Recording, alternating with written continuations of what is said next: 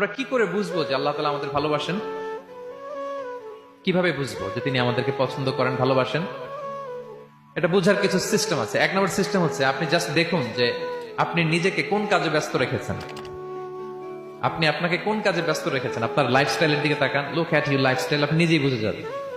আপনি যদি দেখেন যে না, আপনার ভালো ভালো কাজে আপনার ব্যস্ততা, আপনার এঙ্গেজমেন্ট ভালো লোকদের সাথে, আপনার সার্কেলটা ভেরি গুড সার্কেল, ভালো কাজে আপনার মন টানে, আপনি ভালো কাজ করেন, যদি আপনার কার্যক্রম এরকম হয়, তাহলে বুঝে নেবেন আল্লাহ তাআলা আপনাদেরকে ভালোবাসেন। আলহামদুলিল্লাহ।